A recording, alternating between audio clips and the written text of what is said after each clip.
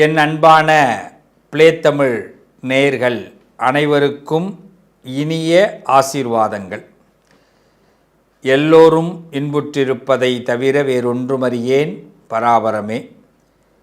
நம்ம வாழ்க்கையில் எல்லா நாளும் இனிமையாக இருக்க வேண்டும். சில அதிர்ஷ்டத்தை பற்றி இன்று பேச போகிறேன். நமக்கு அதிர்ஷ்டம் கிடைக்கிறதுக்கு ஏதாவது வழி இருக்கா அப்படின்னு கேட்குறவங்களுக்கு இந்த பதிவு ரொம்ப பிரயோஜனமாக இருக்கும். இந்த காலம், இன்றைக்கி இருக்கிற காலம் நமக்கு சப்போர்ட்டிங்காக இருக்குமா இருக்காதா அப்படின்னு நினைக்கிறவங்களுக்கு இந்த பதிவு ஒரு பிரயோஜனமாக இருக்கும். நான் ரொம்ப சிம்பிளாக ஒரு விஷயம் எல்லாருக்குமே சொல்லுவேன், என் பிள்ளைகள் எல்லாருக்குமே. நம்ம ஏதாவது ஒரு செயல் செய்கிறோம்னா ஒரு நல்ல குருவுடைய ஆலோசனையோடு செஞ்சோம்னா அந்த செயல் வெற்றி பெறும். நிறைய பேர் இன்றைக்கி எல்லாத்துலேயும் தோற்று போகிறோம். இன்றைக்கி பல பேருடைய வருத்தமே என்னென்னா தோற்று போகிறது தான். தொழிலில் தோற்று போகிறோம், மனுஷங்களுடைய அன்பை சம்பாதிக்க முடியாமல் தோற்று போகிறோம், குடும்ப உறுப்பினர்களுடைய வெறுப்பை சம்பாதிக்கிறோம், வருமானத்தில் திருப்தி இல்லாமல் அதிருப்தியை சம்பாதிக்கிறோம்.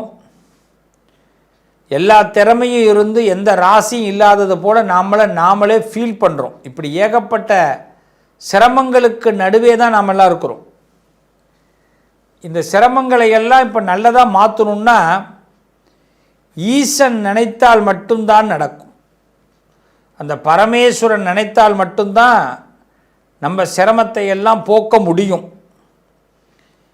அவர் சில நேரங்களில் நினைப்பார், அவர் நினைக்கிறத நாம் நினைக்கணும், அவ்வளவுதான். இந்த பரமேஸ்வரன் பல ரூபத்தில் இருக்கிறார். அதில் ஒரு ரூபம்தான் காலச்சக்கர ரூபம், சட்ட ரூபம், நீதி ரூபமாக சனியாக இருக்கிறார். சனியும் பரமேஸ்வரன் தான்.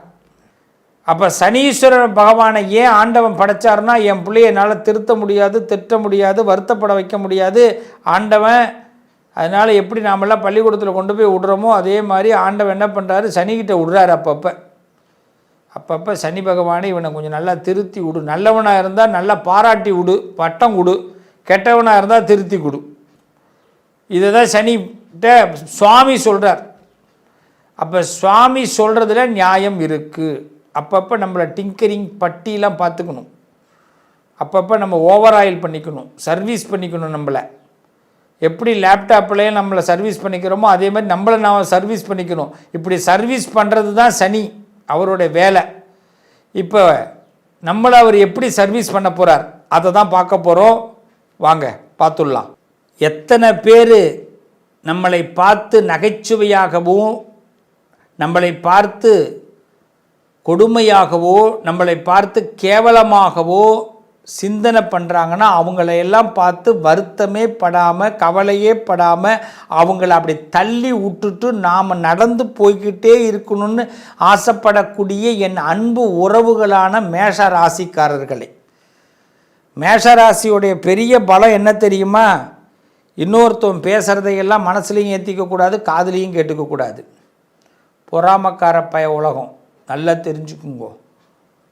நம்ம ரொம்ப யாரையாவது தூக்கி தலையில் வச்சுக்கிட்டு ஆடினோம்னா அவன் முதல்ல நம்மளை தூக்கி கீழே போடுறதுக்கு பார்ப்பான்.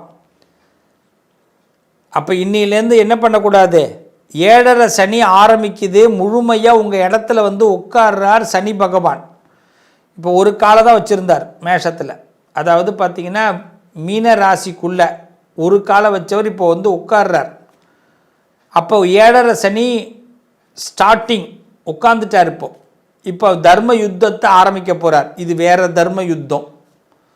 இந்த தர்ம யுத்தத்தில் இவர் ஜெயிக்கணும். யார் ஜெயிக்கணும்? சனி ஜெயிக்கணும். சனி ஜெயிக்கணும்னா நாம் ஜெயிக்கணும். எல்லாரும் தப்பாக புரிஞ்சுக்கிறோம். சனி ஜெயிக்கணும்னா நம்ம தோற்றுடணும் அப்படின்னு நினைக்கிறான். சனி தான் நம்ம தான் சனி. நம்மளோட சனி கனெக்ட் ஆகிட்டார். இப்போ இனிமேல் நீங்கள் என்ன செய்கிறீங்களோ அதெல்லாம் சனி நினைக்கிறதா செய்ய போகிறீங்க. சனி என்ன நினைக்கிறாருன்னு தெரிஞ்சுக்கிட்டால் நீங்கள் நல்லா இருக்க போகிறீங்க. அப்போ மேஷ ராசிக்காரர்களுக்கு 7.5 சனி ஸ்டார்ட் நவ். ஃபஸ்ட்டு 2.5 இயர்ஸ் விரைய சனி. காசை சேர்க்கணுன்னு எண்ணம் வரக்கூடாது, நல்லா செலவு பண்ண தான் எண்ணம் வரணும். மனுஷனை சேர்க்கணும்னு எண்ணம் வரக்கூடாது. மனுஷங்கிட்ட என்ன பயன்படுத்திக்கணுங்கிற எண்ணம் தான் வரணும். எல்லாரும் சொல்லுவாங்க பார்த்து கால் வைப்பா அப்படின்வான். எத்தனை தடவை தாண்டா பார்த்து கால் வைக்கிறது? 10 இடத்துல உழுந்தாதாண்டா நான் வெற்றி பெற முடியும். பார்த்து கால் வைக்கிறேன்னா கடைசி வரைக்கும் காலே வைக்க முடியாது. அவ்வளோ கன்னி வெடிகள் உண்டா இல்லையா மேஷராசிக்காரர்களே? அப்போ மேஷத்தை பொறுத்தவரை 7.5 சனி விரய சனி. ஆனால் பயம் இல்லாமல் தைரியமாக இறங்கணும். இடம் வாங்கணுன்னா இடம் வாங்குங்க, வீடு கட்டணுன்னா வீடு கட்டுங்க, மனுஷனை சந்திக்கணுன்னா மனுஷனை சந்திங்க, தைரியமாக பேசுங்க. எந்த இடத்துல நமக்கு பிரச்சனை ஆரம்பிக்கும்?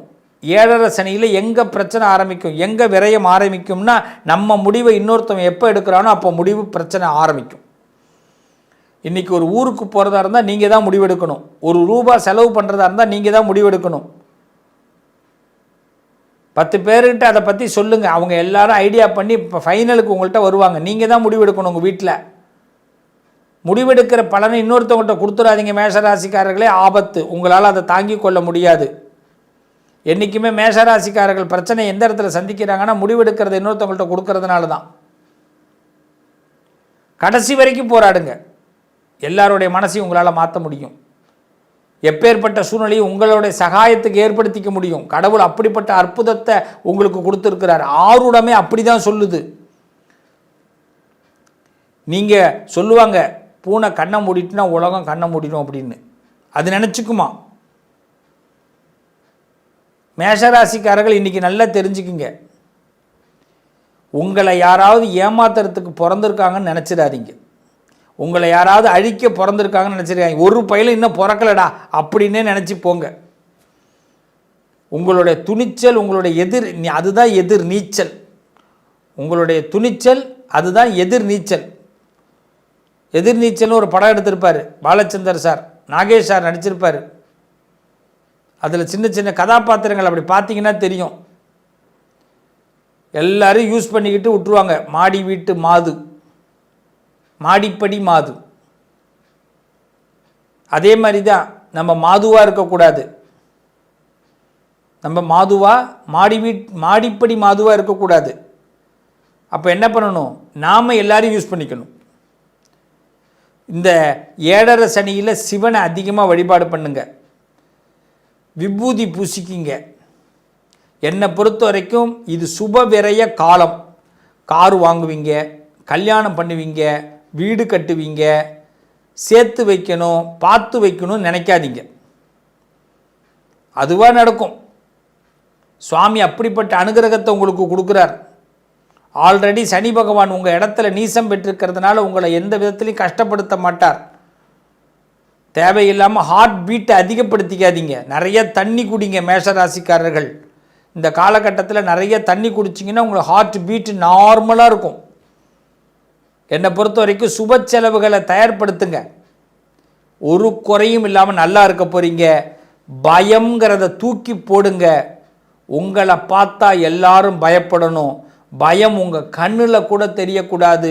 என் அன்பு உறவுகளை மேஷத்திற்கு சவால் விட்டு சொல்கிறேன், 7.5 சனி உங்களை பாதிக்காது. 7.5 சனியால் நீங்கள் பாதகம் இல்லாமல் சாதகப்படுத்த போகிறீங்க. பல பேரை புரிஞ்சிக்க போகிறீங்க. புரிஞ்சிக்கிட்ட மாதிரி காட்டிக்காமல் இருங்க. இங்கே தான் உங்களுடைய பலம். செய்யலாமா? செஞ்சு பாருங்க. 7.5 சனியில் எதிர்த்து நிற்க போகிறோம், எழுஞ்சி நிற்க போகிறோம், எழுச்சியாக நிற்க போகிறோம். ஒரு எழுச்சி ஆரம்பம். இது நல்ல துவக்கம். நல்லது நடக்கும். இந்த பரிகாரம்னும் போது எல்லாரும் பண்ணுற ஒரு பெரிய தப்பு என்ன தெரியுமா? யாருக்கு தெரியாமல் போய் பண்ணிட்டு வரோம். அதுதான் தவறு. அங்கே தான் பிரச்சனைகள் முடிய மாட்டேங்குது. பரிகாரத்தில் கூட 4 பேருக்கு சொல்லிட்டு செய்ய சொல்லலை, தெரிஞ்சு பண்ணுங்க. என்றைக்குமே ஒரு மனுஷன் வீட்டில் ரொம்ப சந்தோஷமாக இருக்கேன் அப்படிங்கிறத நம்ம ஸ்டேட்டஸ் போடுறோம். அதனால் பல இழப்புகளை சம்பாதிக்கிறோம். அப்பப்போ சில ஸ்டேட்டஸை சோகமாக வைங்க. அப்பப்போ சில வருத்தங்களை பதிவு பண்ணுங்க ஸ்டேட்டஸ் மூலமாக, நண்பர்களுக்கு, சொந்தக்காரவங்களுக்கு, தெரிஞ்சவங்களுக்கெல்லாம். அப்போ குடும்பத்தில் மற்றவங்களாம் ரொம்ப சந்தோஷப்படுவாங்க. என்றைக்குமே நல்லா தெரிஞ்சுங்க, உங்கள் உறவு தான் நீங்கள் கொஞ்சம் கீழே இறங்குனா சந்தோஷப்படும். உங்கள் உறவுகள் தான் நீங்கள் வருத்தப்பட்டால் சந்தோஷப்படும். உங்கள் உறவுகள் தான் ஃபினான்ஷியலாக நீங்கள் டவுன் ஆனால் ரொம்ப சந்தோஷப்படுவாங்க. உங்கள் உறவுகள் தான் உங்கள் வீட்டில் ஏதாவது தேவை நின்று போயிட்டுனா ரொம்ப சந்தோஷப்படுவாங்க. அப்போ உறவுகளை எப்படி சந்தோஷப்படுத்தி பார்க்கணுன்னா ரொம்ப சிம்பிளாக சொல்கிறேன். நீ கஷ்டப்படுற மாதிரி, வருத்தப்படுற மாதிரி, வேதனைப்படுற மாதிரி அப்பப்போ பாவலா காட்டு. அவன்லாம் சந்தோஷப்படுவான். அதில் உனக்கு வந்த கஷ்டம் போயிடும். இதுதான் 12 ராசியும் செய்யணும். யாருக்கு யாரும் இழிச்சவங்க கிடையாது, இழைச்சவங்க கிடையாது. என்றைக்கு ஒரு மனுஷனை ரொம்ப நம்புகிறோமோ அவன் நம்மளை ரொம்ப சுரண்ட போகிறான்னு அர்த்தம், வேதனைப்படுத்த போகிறான்னு அர்த்தம். அப்பப்போ அவனுக்கு நம்ம கொஞ்சோண்டு திருப்தி ஏற்படுத்தணும். விட்டுட்டேன், கொஞ்சம் லாஸ் ஆகிடுச்சு சார் அப்படின்னு சொல்லணும். என் பொண்டாட்டி என்னை திட்டா, என் புருஷன் என்னை திட்டான், கடிச்சு புட்டான்னு கூட சொல்லுங்க, தப்பு இல்லை. என் ஃப்ரெண்டு என்னை ஏமாற்றிட்டான், என்ன பண்ண, என்னடா சோகமாக இருக்கேன்னு எவனாவது வாரம் ஒரு தடவை உங்களை கேட்கணும். என்னடா வருத்தமாக இருக்கேன்னு கேட்கணும். ஏன் சார் இப்படி ஆயிட்டீங்கன்னு கேட்கணும். ஏன் சார் உங்களை ஏம்மா இப்படி டல்லாக இருக்கிறே அப்படின்னு கேட்கணும். ஏம்மா பொலிவிழந்து போயிட்டேன்னு கேட்கணும். இப்படி கேட்க தூண்டுங்க. என்னடா இப்படிலாம் பேசுகிறேன்னு நினைக்கிறீங்களா? அவங்களுக்கு ஒரு சந்தோஷம், நமக்கு அதில் ஒரு ஆனந்தம். அவன் சந்தோஷமானாதான் நம்மளாம் நிம்மதியாக இருக்கலாம். இல்லைன்னா நம்ம சந்தோஷமாக இருக்கிறத பார்த்து பார்த்து வயிறெறிஞ்சி அவங்களாம் நம்மளை இன்னும் வீழ்த்த பார்க்குறாங்க. கடவுளே கொடுக்க நினச்சாலும் உறவுக்காரனும் தெரிஞ்சவனும் அறிஞ்சவனும் வாழ விடமாட்டேங்கிறான். கடனில் தாங்க சார் ஒரு பவுன் நகை வாங்க வேண்டியதாக இருக்குது. ஆனால் நகையை போட்டுட்டு போனோம்னா ஜொலிக்கிறா பாரு அப்படிங்கிறான். எவ்வளோ வருத்தம் இருக்குது. பிள்ளைகளை ஒரு இடத்துக்கு ஆளாக்கி தேலாக்கி நல்லா வரணும்னா பெற்றவங்க எவ்வளோ கஷ்டப்படுறோம். எந்த பிள்ளையாவது திரும்பி பார்த்து ரொம்ப தேங்க்ஸ்மா அப்பா, ரொம்ப தேங்க்ஸ்ப்பா அப்படின்னு சொல்லியிருக்கா? இன்னொரு அப்பா அம்மாட்ட சொல்லுவாங்க, எங்கள் அப்பா அம்மாலாம் அந்த அளவுக்கு ஒன்றும் செய்கிறதே கிடையாது, உங்களை மாதிரி எங்கள் அப்பா அம்மா கிடையாது. இவன் போய் அவன்கிட்ட சொல்லுவான், அவன் பிள்ளை இன்னொருத்தன்ட்ட போய் சொல்லுவான். பெத்த பிள்ளைங்க கூட திருப்தி அடைய மாட்டேங்குது. உலகம் அப்படிப்பட்ட உலகத்தில் இருக்கிறோம். அப்போ கடவுள் சில சூத்திரங்களை, எதுக்கு இதிகாசங்கள் புராணங்கள்லாம் படிக்கிறோம்? மனுஷனுடைய மனசை தெரிஞ்சுக்கிறதுக்கு தான். இதை பட்டு தெரிஞ்சிக்க கூடாதுன்னா படித்து தெரிஞ்சுக்கன்னா.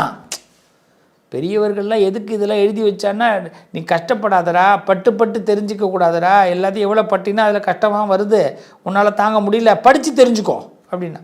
நம்ம என்ன பண்ணுறோம்? படிக்கவும் மாட்டேங்கிறோம், பட்டு தான் தெரிஞ்சுக்கிறோம். அதனால் இந்த சனிப்பெயர்ச்சியில், இந்த சனிப்பெயர்ச்சி உங்களுக்கு சங்கடத்தை கொடுக்க மாட்டார். முதல்ல அதை நம்புங்க. சங்கடம்ங்கிறது நம்ம பக்கத்தில் இருக்கிற சங்கடத்தினால தான். எல்லாம் சங்கடம், உறவு தான் சங்கடம். அது எந்த உறவு வேணாலும் நீங்கள் வச்சுக்கிங்க, அதுதான் சங்கடம். யார் மேலே அதிகமாக நம்பிக்கை வைக்கிறீங்களோ அது சங்கடம். யார் மேலே அதிகமாக பணத்தை கட்டுறீங்களோ அது சங்கடம். இனிமேல் சங்கடத்தெல்லாம் பார்த்து சமாளிங்க.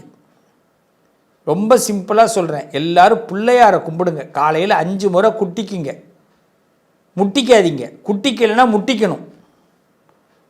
5 டைம்ஸ் இப்படி குட்டிக்கிட்டிங்கன்னா புத்தி நல்லா வேலை செய்யும், பிரெயின் நல்லா ஆக்டிவ் ஆகும். குட்டிக்க மறந்துட்டோம்னா செவுத்தில் போய் முட்டிக்க வேண்டியதான். தப்பு பண்ணிட்டேனே. பிராணாயாமம் பண்ணணும். மூக்கை நல்லா அப்படி மூச்சை இழுத்து விடணும் 5 டைம்ஸ். அப்போ தான் உள்ளே இருக்கக்கூடிய சுவாசங்கள்லாம் நமக்கு நல்லா சீராக வேலை செய்ய ஆரம்பிக்கும். இது சீராக வேலை செய்யலைன்னா நாம் சிறப்பாக வேலை செய்ய முடியாது, டென்ஷன் ஆகிடுவோம். தோப்புக்கரணம் போடணும். காலையில் பிள்ளையார் கோயிலில் தான் போய் போடணும், இல்லை வீட்டிலே போடலாம். நல்லா மண்டிட்டு போடணும். முடியாதவங்க அட்லீஸ்ட் பாவனையாவது தோப்புக்கரணம் போடணும். 2 காது இப்படி மாறி. அப்போ தான் ஞாபக சக்தி வளரும். நம்ம நிறைய மறந்துடுறோம். நல்லதை மறக்கிறோமோ இல்லையோ, கெட்டதை மறக்கக்கூடாது. சில பேர் பண்ண கெட்டதை தான் ஞாபகம் வச்சுக்கணும். சில பேரோட குணத்தை மறந்துடக்கூடாது. நம்ம பண்ணுற பெரிய தப்பே அவன் பண்ண தப்பை மறந்துட்டு, அவன் குணத்தை மறந்துட்டு, அவனோடையே நம்ம பாராட்டுவோம், பழகுவோம், திருப்பி நம்மளை ஏமாற்றுவான். திருப்பி பாராட்டுவோம், பழகுவோம், திருப்பி ஏமாற்றுவான். ஞாபகம் வச்சுக்கணும் டெய்லி. இதுக்கு தான் காலையில் பிள்ளையாரை கும்பிட்டது. இதுமாரி இப்படி தான் நினச்சி கும்பிடணும் பிள்ளையாரை, ரைட்டா? அவரை புத்திசாலித்தனத்தை கொடுக்குறார், பிரத்யேகமாக நம்மளை அறிவு புரட்சி பண்ண வைக்கிறார். அதான் பிள்ளையார். சனிக்கிழமை ஆஞ்சநேயர் கோயிலுக்கு போயிடணும். இனிமேல் எல்லாரும் ஆஞ்சநேயரை போய் அர்ச்சனை பண்ணணும். ஆஞ்சநேயர்கிட்ட எனக்கு புத்தி கொடு, சக்தி கொடு, தைரியத்தை கொடு. எல்லா பயிலையும் ஏமாத்துறான். எல்லாருடைய வாழ்க்கையிலுமே ஒன்று நல்லா தெரிஞ்சுங்கோ, உங்களோட மைனஸ் என்னன்னு தெரிஞ்சுட்டு உங்களை ஏமாத்துறான். இதுதான் உலகம். அதனால் ஆஞ்சநேயரை கும்பிடுங்கோ. இந்த சனி பெயர்ச்சி சகல நன்மையும் கொடுக்கும். நம்பி இருங்கோ, நல்லது நடக்கும். மீண்டும் உங்களை சந்திப்போம். வாழ்த்துக்கள்.